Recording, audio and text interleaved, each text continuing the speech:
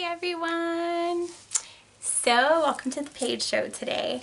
I want to talk about some medium work today. We're going to have throughout the building of this show, when there's no longer like isolation, quarantine issues, locations move, all of the course of things that happen as you progress something. We're going to have a lot of people chiming in through, being present, but also through Zoom and all these other things that do spirit work like me, who have some crazy maybe theological training backgrounds. We're going to have a diverse group of people, but to kick it off right now, since it's just me, I wanted to talk a little bit about medium stuff today, and it plays in with a lot of issues around loss right now. So this show is about some humor and some spirit, but there's going to be times where maybe we talk about things that are a little bit more somber, and I want you to know that that's okay. We have to be real. So being real means sometimes we're more somber,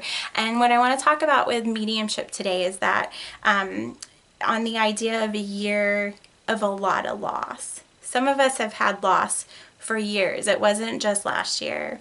It was decades ago. It's been for decades. We're all in a different place. We've all had a different idea of loss. But what I want to bring into what I was feeling with the energy of 2020 and how a lot of it is transferring over. So last year there was a lot of loss of jobs, loss of life, loss of connection, right?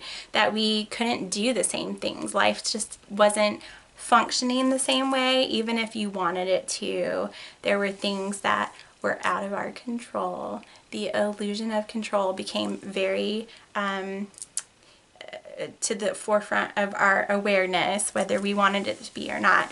And so the big loss associated with last year that came to me is the loss of like physical life, right? If you were someone who was unfortunate enough to have lost a loved one or a friend, or had to support a friend through someone who lost a loved one or a friend, you can understand how that probably was one of your biggest losses last year.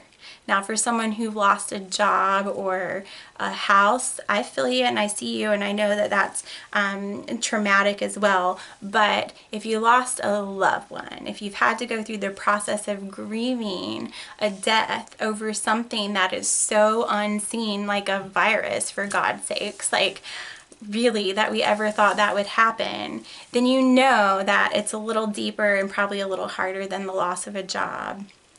Still see you, not taking away your pain, but just follow me on this. And so it was a good time to talk about medium work. So in my history, my private sessions, private group readings, my private work started out in mediumship. And so there'll be times that this podcast, we're going to do some fun things with medium work, but I want to talk about it first because there's some people out there who don't understand it, who may be interested in it, but may be afraid of it as well. Skeptical of it, definitely guarantee there's some of that, probably more of that than anything else. But there's a lot of people who face the loss and you need a connection again. And so I'm here to share with you that medium work isn't just about me saying, I talk to people who have crossed over. It's deeper than that. It's about being able to say that there are some of us in this life who were born into this, who were able to raise their vibrations to a level where the veil, and the Bible talks about the veil too, right? Like, let's take you back to the story of Jesus on the cross and the veil being rent from the top to the bottom, as soon as his death occurred. And that veil is that magical little fog of space that we can't see, but we can hear or feel, some of us, that people we've lost are always around us, that the ones that we love are always here and present. And so the only thing that medium work is doing is we're raising our vibration enough to connect across that veil, okay? And so for someone who has been through an immediate loss, your energy is in mourning and grieving, and it's really hard to connect and raise your vibration, to talk to your loved ones yourself, or to see their signs or their messages for you. And that's where mediums come into place, hence the word medium, acting as an in-between of this life, this side of the veil that's physical, and the other side of the veil that's spiritual. Do you hear me? Can you let that sink in a little bit? Can my skeptics take a minute to be open-minded, okay? Because I'm a mama and a medium. I'm logical and I'm highly emotional. I'm spiritual, but I also love God and I love Jesus and the stories of living in the Bible Belt that created a foundation of faith for me. And so follow me on the idea that all of this can be connected. And so if we go back to that, the medium's gift is the ability to say, I can see and hear for you until you can see and hear for yourself. And that's what the work's about. And it's about bringing healing and love and people's lives being changed from the idea alone that you could connect with a loved one who you've lost in the physical world. And so for me, it is a very spiritual practice. It's not a side of the road psychic work. It's not something to be taken lightly or to be fraudulent about. And I say that because I take it very seriously, the people who try to do this work and who are not called to do this work. There's two different things with that, okay? It doesn't make me special. It doesn't make you special or less special. We're not talking about that. I don't even care about titles. People who know me know that I introduce myself as just Paige. I'm not Paige the medium or Paige this whatever person proclaiming to be. I'm just Paige. Like, that's what my laptop even says, just Paige. And it's been a perception of myself that really helps keep me grounded.